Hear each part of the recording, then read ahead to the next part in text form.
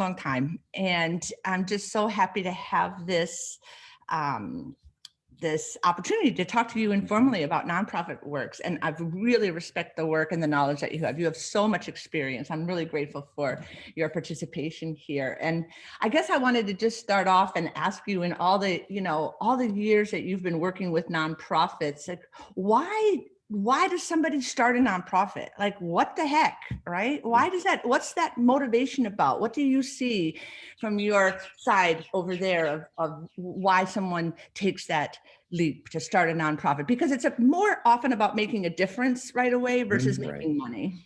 right. Sure. And to begin with, of course, very nice to be with all of you today and to be connected and to have a good discussion. I, look to share, of course, but also I benefit, really excited to benefit and hear what all of you are up to. And it always informs me of your pursuits and directions you're going and kind of the front of younger nonprofit development by hearing your questions and comments. So, and I'll just ask Avi to remind me before the end. I'll throw into the chat and you might have already done this through the email, but the link to Nonprofit Works resources page, which is really simple. But I think a few reasons why probably individuals start or small groups start a nonprofit. Usually, most of the time, I think it's because they foresee a need of some type and either an unmet need that they're passionate about and in an area that they want to work in, whether that be environmental, healthcare related, um, human services, job training, um, education, the number of fields that the nonprofit sector represents. But you're interested and passionate about a cause or a mission, and then separate, in addition to that, you have what I'll call program ideas, programmatic ideas for your model, your structure, your idea, right? Even if you wanted to call it like your business plan, some way you see of addressing, again, that need or cause. And often, there are a couple routes. One route, of course, is to bring your idea, your program, we could call it, your model to an existing nonprofit. If you can identify an existing nonprofit. The other way is to start a nonprofit and to understand all that entails from an organization and structure and even legal aspects within your own country or community. But it's, that's, unmet need, and unmet need could be in your community. There may be other organizations doing something similar, but the need is so great that it still justifies another organization. For instance, homelessness and housing. There may be already, for instance, Charles in Boston, right? There are many organizations in Boston that serve emergency shelters and homelessness. But that doesn't mean that the need or the demand is being met. So there's if that was something Charles, for instance, was going to pursue, he might go down that route. So yeah, passion, ideas, and there's evolution. I think I'll end with, I think some nonprofits, after a while, sometimes they may be around for 30 or 100 years, but some tend to cycle out and there becomes room for new organizations and ideas. Okay, that I agree, and I think all of these people here and all that I run across with Little Big Fund and such have that passion, and I wonder if what do you think are some of the big challenges that are gonna be faced this year, for example, right, around the world, not just in the United States, but that passion can be big, but then there can be a whole bunch of obstacles along the way. What do you think are the key obstacles today for Right. leaders, Sure. nonprofit leaders? Sure. I mean, one that comes to mind is is messaging and communication, and I'll call it the space or room for your message. And I'll give an example because of being in this pandemic and COVID environment, let alone other messages that are competing with yours. And meaning, um, let's say that even a year ago or 6 months ago, you were perfectly set up to launch your organization, your message, your program. And suddenly you realize, oh, like for instance, I like to use my own life as an example. Well, when I look at media, whether it's print or electronic or social media, you have competing demands with COVID, with economic security, with food resources, with politics is always right. So there's finding ways to, one challenge then is to really figure out and define your audience. And maybe you have more than one audience that is most important for you to get your message to, and have a call to action. I think focusing your message is something, and defining your audience, and then being careful about choosing the 1, 2, or 3 methods, whether it's social media, print, Zoom meetings, in person, email, communication. But what are the best ways you believe to communicate with your audience? Funding is always, whether it was this year or any year, right? Funding and finding reliable sources of funding is always a great challenge.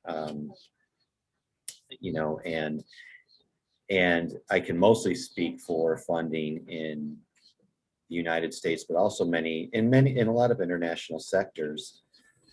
The bad news is COVID and the pandemic, and not just from a health perspective, but of course its impact on so many services and so many nonprofit organizations that have been impacted by everything from staffing to their services being depleted, but and even offices closing, right?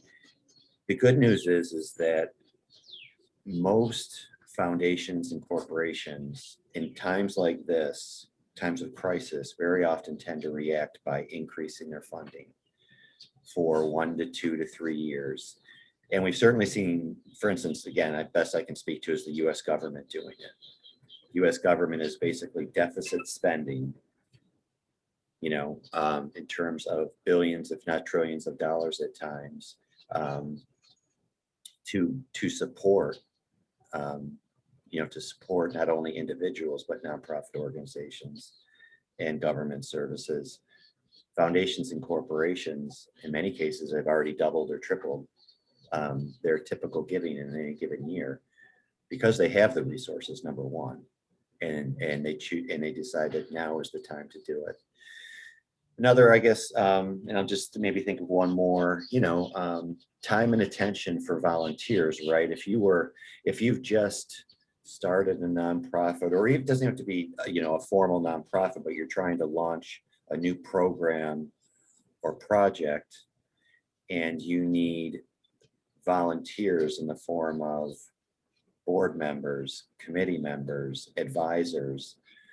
Right now the environment is, people are distracted, right? Admittedly, in many ways, because of the pandemic and because of politics. It's a lot of people feel, hey, I'd like to, I'd love to be able to help and work with you, but right now I need a few months to go by, right? Where there's even an emotional toll, at least I can speak to in the United States, that we all feel. We're protecting our mental health. We're being careful with our time. We're not traveling. But maybe the upside of that is, and I've seen this with donors, we can all get on the screen like this, and you can convene people throughout the country. In my own case, I'm sure if we get to it later, a lot of my work involves travel. Right now, one blessing has been I've been able to meet with donors and throughout the United States who are separated by many hours.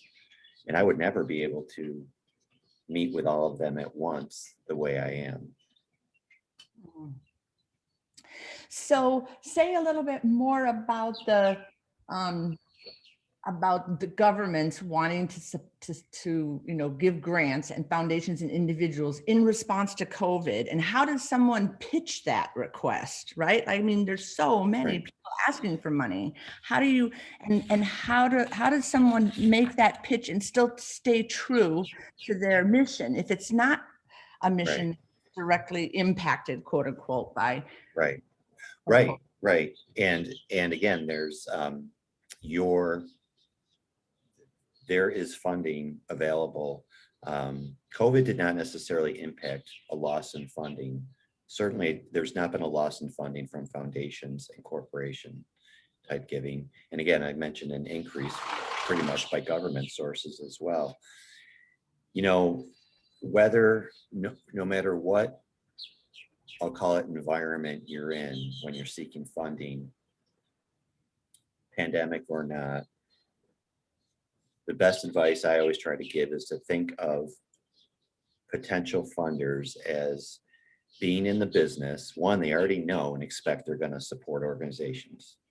That's their job. And without going into all the reasons, they pretty much have a legal responsibility to award funding to nonprofits. So they are shopping and looking for programs in the opposite way, where you are shopping for funders, they are shopping for programs. And to boil it down, and this will be unglamorous, funders are shopping for results and outcomes that they state they are seeking to fund by looking at a funder's guidelines. So when approaching funders, I usually recommend starting with the intended, what I'll call results, or the benefits, or the impact of your work. In other words, look 6 or 12 months or some period of time ahead of you and project. Ideally, you may not reach it, but first sell them. This is the audience or population we plan to serve. These are the intended results. This is the benefit or impact that we have built our plan around. And to think of, and I think many funders would say this, think of a funder as a potential investor who chooses your organization to devote their resources to, money. And to recognize that a funder thinks of, when they award you money, they think of that money buying those results and impact and benefits in measurable ways. And that is very different to them than how you're going to spend the money. So I'll give a quick example.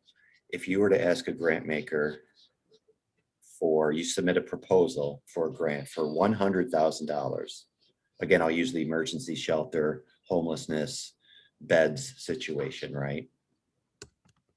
And on average, you can serve 100 people for a period of time for $1,000 each, let's just say, for a month, or for 6 months for $100,000. To a funder, that's your buy. Even though you may be spending that money, their $100,000 on staffing or heat and electricity or promotions, the funder separates that. What they will say is, as a funder, for $100,000, the funder bought serving 100 individuals. So, for so much period of time. So recognize that's the funder's mindset. They are shopping and looking for programs like those that you run, and they see themselves as investors. Okay, that's a good way to think about it. And I wonder how, like, to just push on that a little bit more. Let's say that one of the members in this group here is from a community that I don't know. It's not Boston, right? Like it's Kathmandu, or it's, Kampala, right? And they're going to speak to an American funder. right? Like what advice do you have to make that sort of leap? If I'm not on the ground, quote unquote, in anywhere except where I'm at physically, right? So how do the on the ground realities also get communicated in such a way that there's an understanding about need? Does that Right. make Yeah, makes perfect sense. So this brings us back to the idea of when you are identifying and researching potential funders, let's think of it this way, you're identifying potential funders, or we could call them investors, that you might then approach and apply to for funding. Ideally, as part of your research, you are identifying funders, and they usually provide the information on their website in printed materials. It's usually not difficult to find. You can find the types of organizations they already fund, their names, in fact. And so, of course, you're looking for a match, right? You're looking for as best of, it may not be a perfect match, but what they want to fund and they're interested in, they state, is similar to what it is you do. Without that, I would not recommend approaching them anyway. So to Gail's question, that means that the funder hopefully already is sympathetic to and somewhat understanding of, for instance, international sustainable agriculture, or international aid of some sort, or maybe environmental protection, or the need for certain healthcare interventions in certain parts of a country. In other words, you're already working with an investor that says, what you do is what we want to fund. So it shouldn't be that huge of what I'll call a hurdle or difficulty. Like if Abby was the funder, he and I should already be able to have a pretty good conversation about what it is I do or our program does and he wants to fund. And so research is usually researching and finding funders comes first, right? And you've got to I want to say I'll call it conservative. I don't know if that's the best word for everyone to, in English, I'd say conservative, or you've got to be careful to not say, well, I think Gail is a nice person and I know her and she might fund my organization. But when I look at what Gail is, let's say if Gail was a foundation and what she's funded in the past, and I look through the types of organizations she's funded in the past, I don't see one that looks like mine. Even though Gail's a nice person and a philanthropist, let's say, or Avi is, or any of you are, most funders are not going to change what they want to support. So I'll end too with usually then a really important part of getting funding is that after, like, first you identify a potential funder and you think you're a good match with one another, right? Before actually applying, trying to reach out and build a relationship and ask questions and get their input about you potentially applying to them. Most funders would prefer that you have a conversation and share some information before you apply. And so how might that look? Like what would be an example of that? Right. So, and this is, let me do this quick. I'm going to type in the chat now.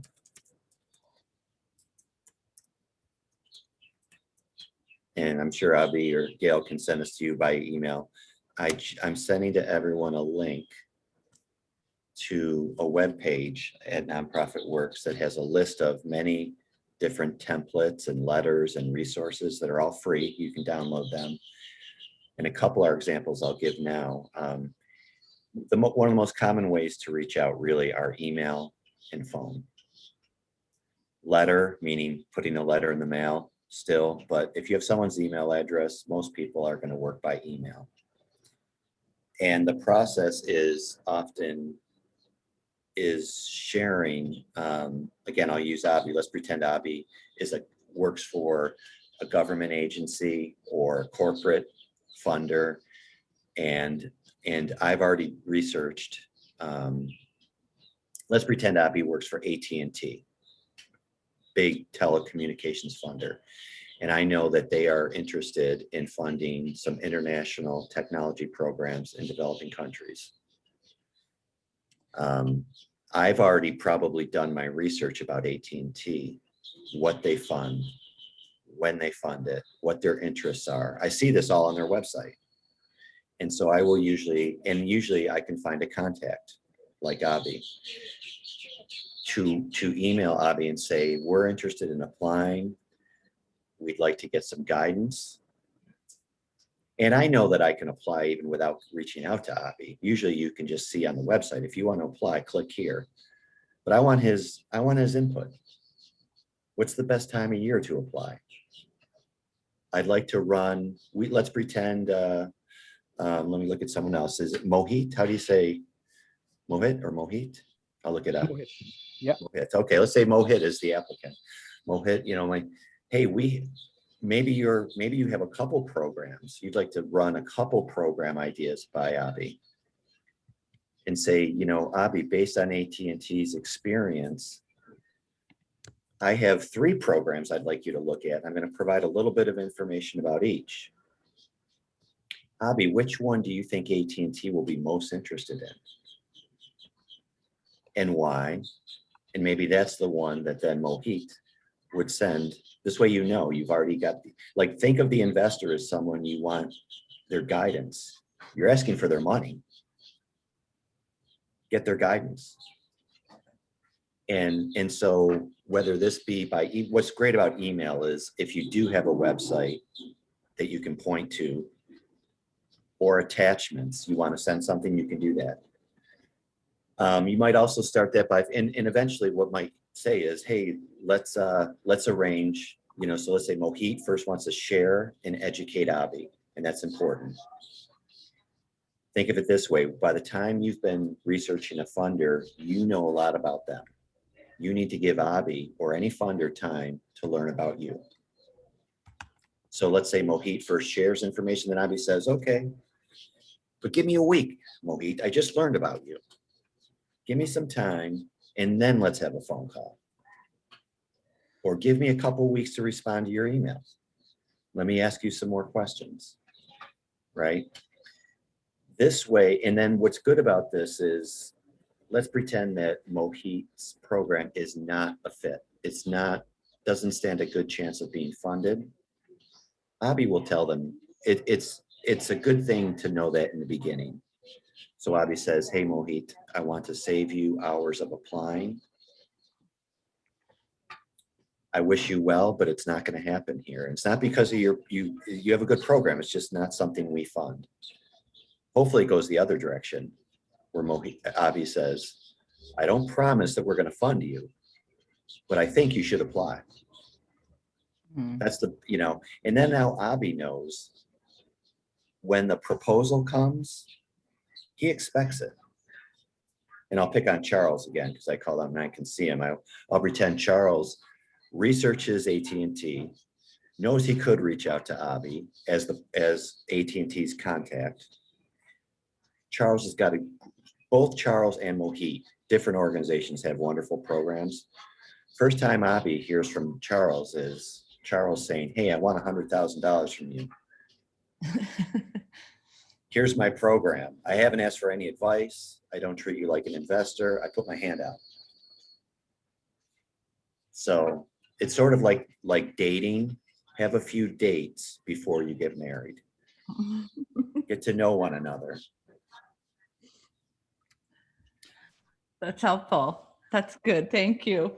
I was wondering if maybe at this point, we just turn it over and see if there's questions that can be asked of you directly about, someone has a question about their particular program. And maybe the way to do it would be that the questions could go to Avi through a chat. What do you think, Avi? And then share? Okay. For sure. So if folks want to just send me a quick message on the chat, and I can kind of direct them to Paul. We'll kind of save the big amount of questions. So if folks want to just send me over on a private chat, and I'll make sure to kind of pass it on. I'll get us started while people are typing up their questions. One question that I have, Paul, about your final advice, which I really appreciate, this kind of idea of getting to know one another, right? There's two folds to my question here. Number one is when you really need the money, what's a good timeline of getting started to kind of have those dates so that you can ask for that big amount of money to get married? How much time do you need to prepare for when you really need the money and you need the cash?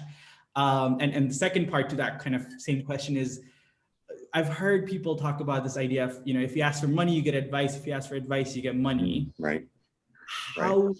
How much should people go for that especially in the world where today, where attention spans are low and people are just kind of trying to get to the point, how to remain authentic in those advice asking questions and not kind of asking questions just for the sake of getting advice. Right. And so kind of twofold questions to get you started. Right, sure. Let me do one thing. I'm just going to close something that's making some noise. 1 second. No worries. And if people want to send me in questions, I'll be sure to kind of just ask Paul some questions here.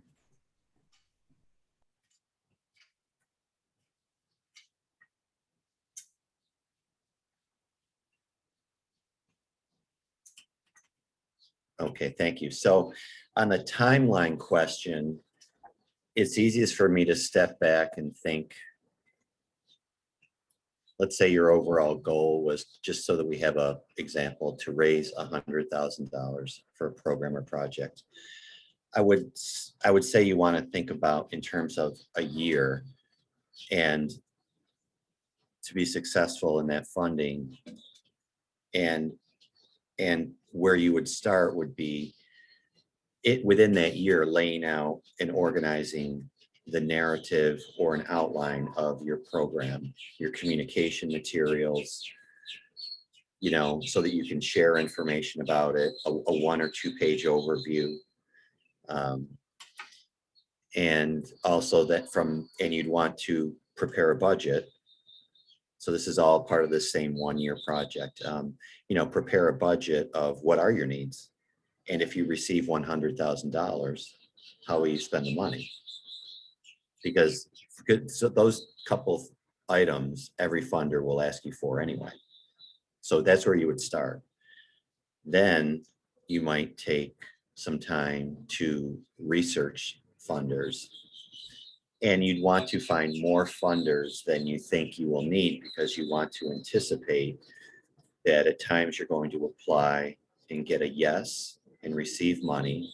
Other times you apply and receive a no, or try again, reapply. Okay.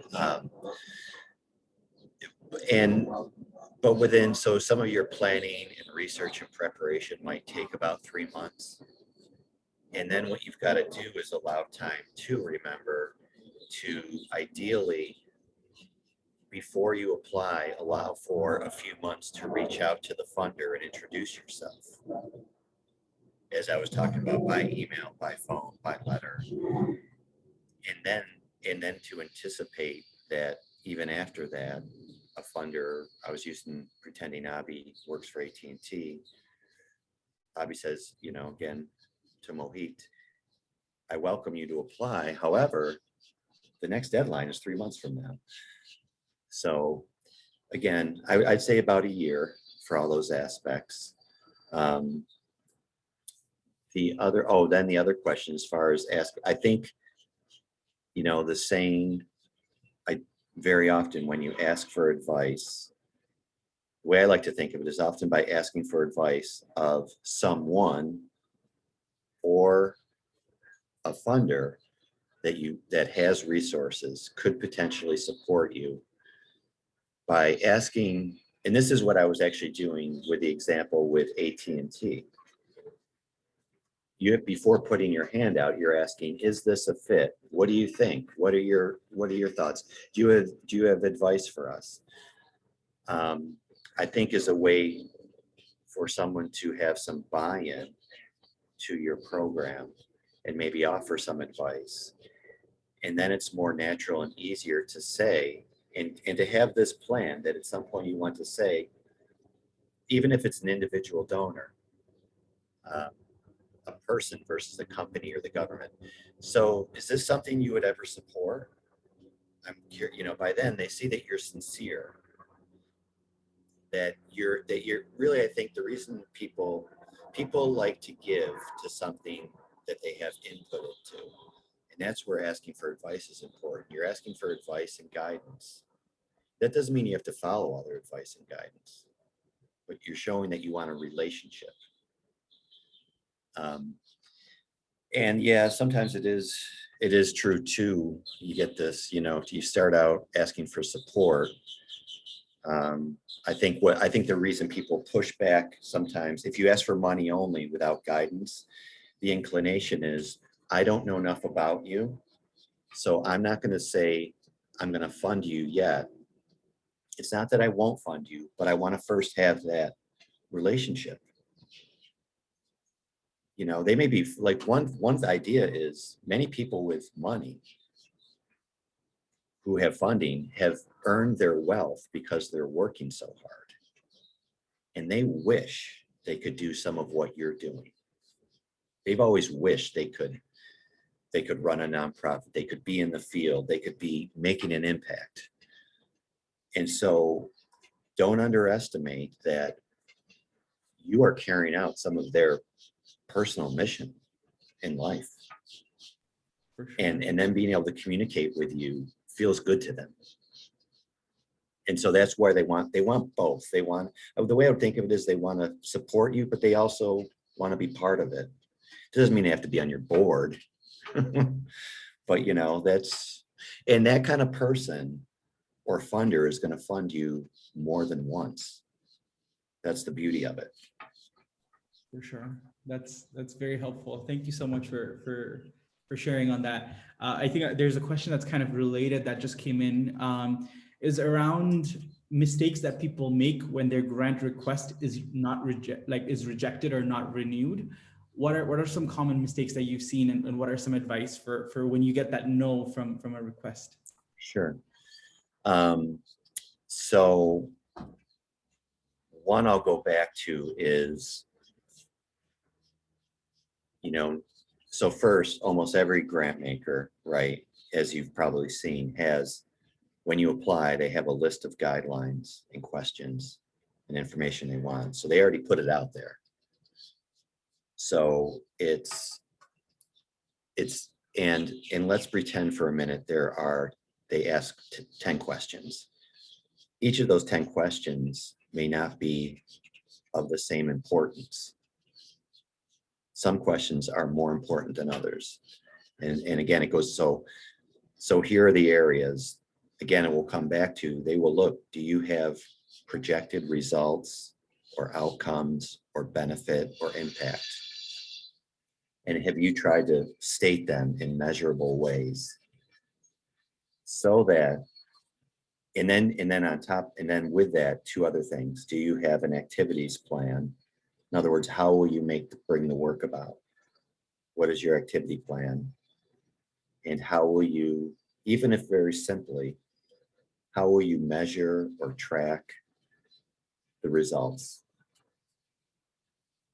And how will you report? And then going out of your way to say, we will report our results to you, because we are partners after all. I need to treat you, when I ask for your money, I need to report and treat you like a partner later. So they're looking for that. The other thing they're looking for, and again, so these are, I've just named a few: results, impact, benefits, a plan for how you're going to run the program and how you'll measure results.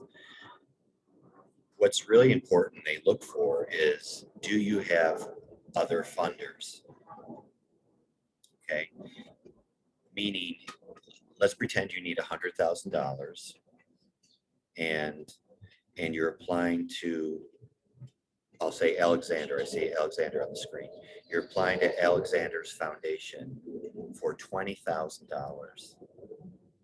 So if you say your budget is $100,000 and you're asking Alexander for $20,000, he knows that you need, in addition to his money, $80,000. when you go to any funder, even if you don't have that $80,000 yet, you need to show a list of possible funders that you researched who might fund you. Doesn't mean they're going to fund you, but might. Otherwise, every funder I know usually says no. You can't go to Alex and say, Alex, we need $100,000. I'm coming to you for 20,000, because that's how much I know, Alex. You tend to give 20,000. And Alex is gonna either look or ask, where's the other money coming from? And you say, I don't know. He's gonna say, well, then you're not getting my money either. So again, that doesn't mean you might list some other sources. At least you have to be able to say to Alex, I haven't been to these other 5 funders yet, but I'm gonna go to them. Then he says, okay, now at least you got a plan. So those are some of the, those are the core elements. And then it's important when you are not funded, you are turned down, you get a no, you should go back to the funder and thank them for reviewing your proposal or application. Ask if you can have a conversation or get some feedback. Maybe you have a few questions. And what you want to find out is, should you reapply? There are so many times when you will be told, you will be turned down or told no the first time you apply. You need to go back. The only reason often you are not funded is simply during that one deadline or period of funding, the funder ran out of money. And you need to get back in line, often turn in almost the same proposal to get funded again. For sure. That's a wonderful insight and advice for sure. A lot of the times, and this is also true for us at Little Big Fund, we've worked with such incredible social change makers, and yeah, there are times where we're able to provide a micro grant. There are a lot of times, 80% of the times, we're not able to provide a micro grant, right? And so the 80% of the people that come back and stay in touch and build that relationship are the ones that then become the first in line for the next round of opportunities or anything that comes up. So wonderful advice. Thank you for sharing. I see quite a few questions here. Joshua, I see a question. I realize I'm just using my voice here, but I'd love for Joshua, if you want to ask your question directly, I'd love for you to kind of unmute and go for it. Oh, hi.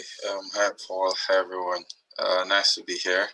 I'm currently in the UK. So my question would be, I earlier sent the questions to Abhinav, but I think it would be nice to just ask some of them. Thank you so much, Paul, for sharing and just sharing your wealth of experience. Really honored to have you here. So my question would be, what kind of organizations without annual financial reports, what can they do to build trust with the prospective grant agency? Because many times, organizations want to know what you've done with past finances and all of that. And how do you I know that sometimes exceptions can be made, right? Sometimes not all the requirements are actually met. Some organizations actually approach and say, you know what, this is our grant policy, but we feel like your organization will benefit from this grant. So what can you do to just put yourself or give yourself a fighting chance, most especially when you don't have financial report? And I'll try to give local context. So in Nigeria, sometimes organizations want audited financial reports, but sometimes organizations are not able to afford audited financial reports. And most of the reports that you would have are usually reports that are just on Excel sheets. So how do you create how do you create that balance? That'll be my question, Paul. Thank you.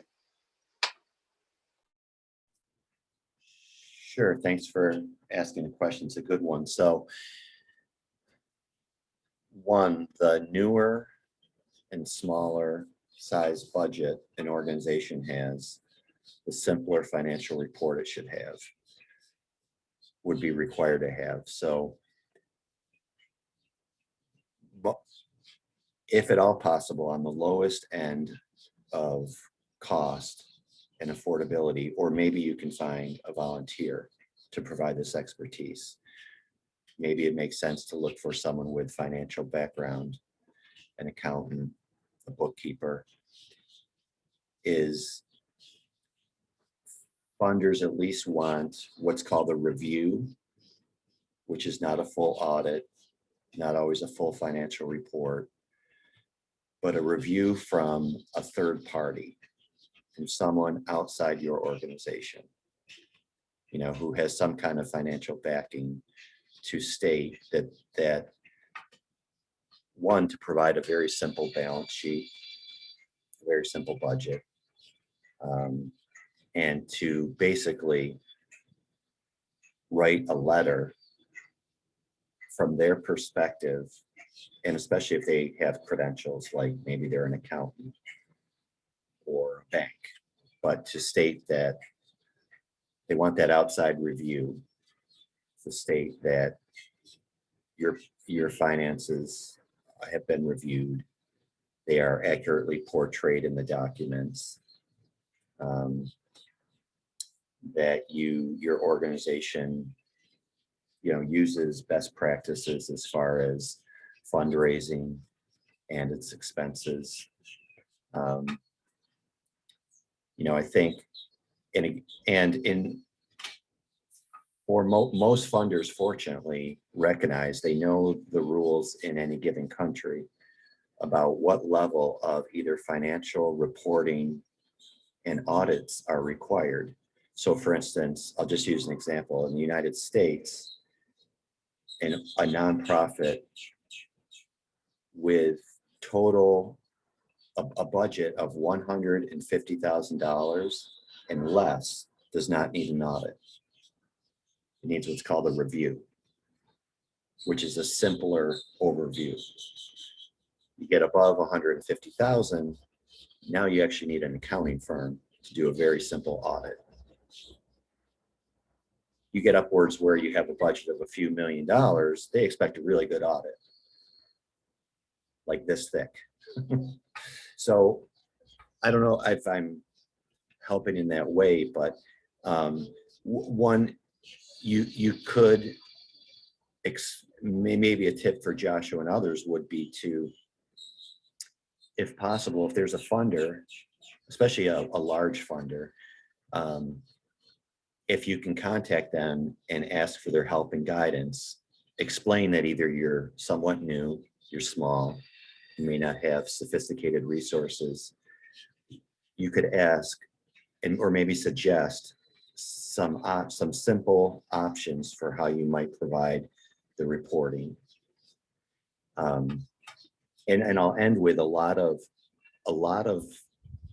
funders might state, hey, you can send us an annual report. They don't necessarily, they put that direction out there for everyone. That doesn't mean you have to have one. Like a nice multi-page report on your program. A lot of funders actually probably think that it's not the best use of money, that creating these fancy reports costs a lot of money. So, again, if you're small enough, most funders I'll end with, most funders would understand that you're not going to have the resources or history yet to have really, what I'll call really formal reports. Sure. Thank you for sharing that. Joshua, I hope that helped answer your question. Thank you very much. Thank you. I also just shared a resource that is a PricewaterhouseCoopers has this whole CSR service that they provide. So if you're looking for, free support in auditing, it's a fairly big audit company. They tend to provide some really good services, and I've used, worked with them in the past, and it's all free and you can be registered anywhere in the world. And so some really good resource there as well. Charles, I know you had a question, and I also want to open up. We have about 7 minutes here, so maybe we'll take a couple more questions and then we'll wrap up for the conversation. Charles, do you want to ask your question? And then maybe we'll have one more question after that. All right, thank you, Paul, for sharing with us about some very important talk. So I'm just asking, why do some organizations, especially those based in the US and the UK, need you to be registered as a non-profit or related to a 501c to fund you? and why do some don't necessarily need that requirement and can just fund you as long as you just registered in like a developing country like Uganda?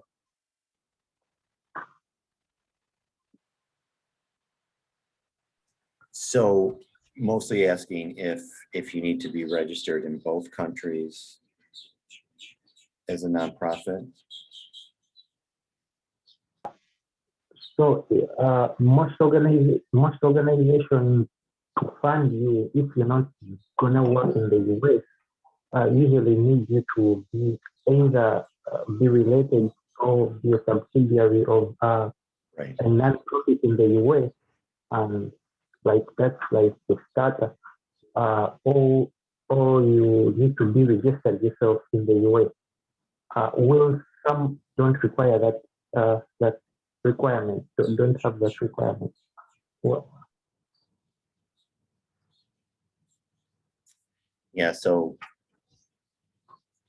for the most part, to receive funding from foundations, corporations, government agencies, for instance, in the United States, almost all the time, you need to be a registered not-for-profit and have your tax exempt status, which is probably true in most countries. To receive funding from a charity in a country, let's say you're in Uganda, for the most part, to receive a grant from a charity in Uganda, they would like you to be registered as a charity in Uganda, right? So that for the tax exempt purposes. So that pretty much applies. I think Charles referred to something of, you called it being a subsidiary. It is very possible to have a program and project that is not its own nonprofit yet. It doesn't have to be, but for you to make a connection with and have an agreement with another nonprofit organization where they agree to be your fiduciary, to be one of your managers of your money, and allow you to apply to charities, apply to funders, and use their nonprofit status. Okay, and they may or may not charge you, a management fee to do that. There are also things called community foundations, often that might sponsor your program or project without you having to be a full registered nonprofit. And I often recommend sometimes starting with looking for that relationship with another nonprofit that can help provide some accounting services, maybe some board services, some oversight services to help you get off the ground until you can get enough funding to pursue your own nonprofit status. Does that sort of get to it, Charles? Yeah, it does in a way. Because I was asking, some organizations, they just fine, you can just be registered in another country and they can fund you, but some of them just need you to be like affiliated to that country. I mean, it's possible to look, even if you're looking for, even if you're an what I would call an international organization outside the US, to find a sponsor of an international organization within the US to be the recipient of your funds. Okay, and so that, for instance, a US donor can make a tax exempt gift to your organization within the United States, even though the money is going to go to you overseas, internationally. I mean, Gail might have some insight on this too. I would just jump into and say that this could be a whole nother convening, because it's okay, I think too, to try to build trust, right, with someone. If you need $1,000, and $1,000 is going to be a huge catalyzing, gesture for you. I think that it's okay if you get to a certain point with talking to an individual donor or even to someone at a foundation, and let them know that you're kind of in this catch-22 situation, right? I don't have a board, I don't have 501c3, but with $1,000, I can have a whole village get my product. And if you tell that story, sometimes I believe that there are funders out there who will, quote unquote, go outside the IRS tail that wags the dog. I don't think that the IRS requirements should always be the tail wagging the dog of the funder. And I think you just have to make that clear to somebody. You get to a relationship with somebody,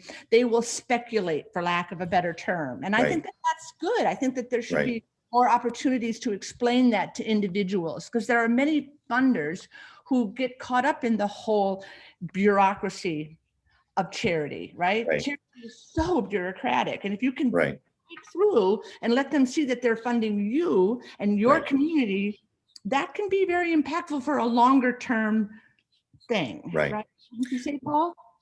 Absolutely. I mean, any individual can choose to give you money. If they wish, right?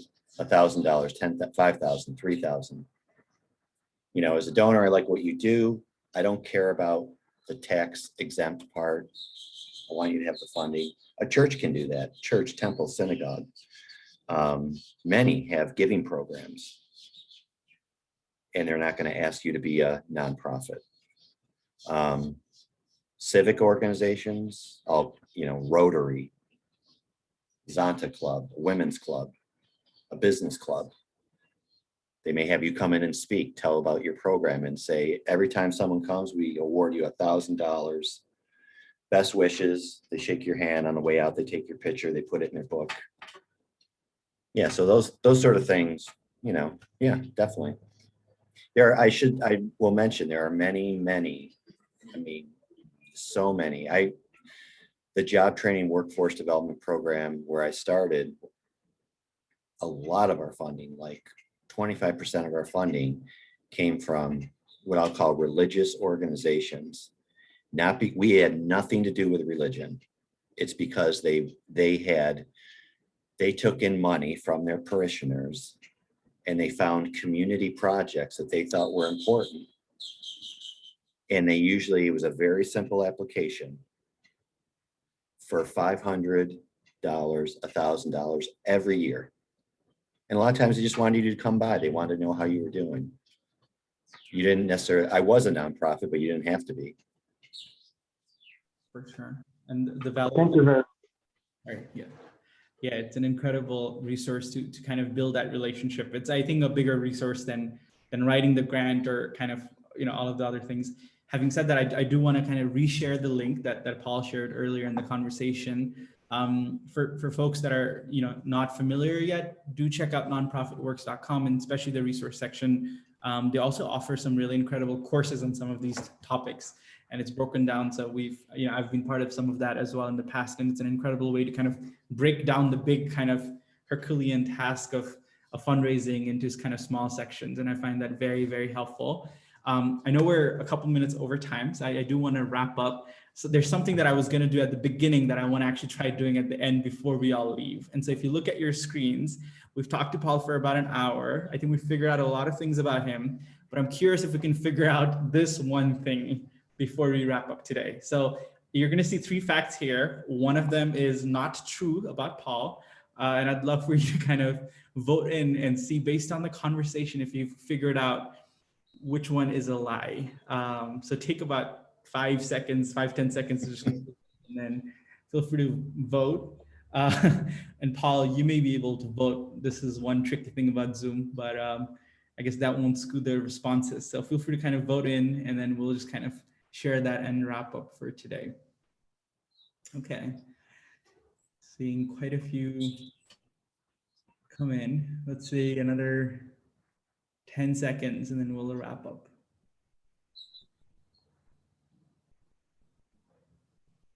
5, 4, 3, 2, And okay, so Paul, did everyone get this right based on the conversation? Or the most of 50% of the people believe that you did not qualify to swim the 100-meter freestyle? Is that correct? Were they all correct? That is correct. The 50% group has it correct. That would be a lie. I did not. I probably rarely swum 100 meters on my own, and I did not play as a stagehand with the Rolling Stones. But the other two are true. That would have been so cool. Thank you so much. And who would give up? Yeah, definitely. It's I'll let you finish up, but I've enjoyed very, very much being part of this. If Abby shares too, you can reach out to me. It's Paul@nonprofitworks. Paul@nonprofitworks.com. So, and I wish you well. You're on the right path.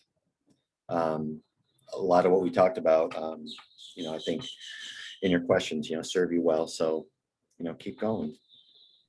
Thank you so much for your time. Thank you.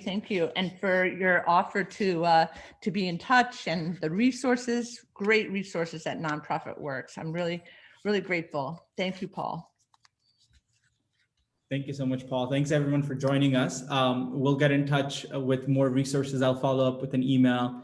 We're also launching a very interesting and exciting new collaborative grant opportunity for organizations that want to collaborate with each other and apply for micro grants. So we'll be sending out more information later this week, early next week as well.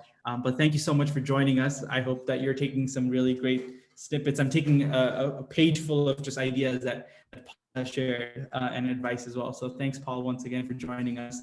And thank you everyone else for being here. And we'll see you next month in the convening. Thank you everyone for coming. Be well. Thanks everyone. Next time. Take care, everyone. Thank you, everybody. Take care. Bye.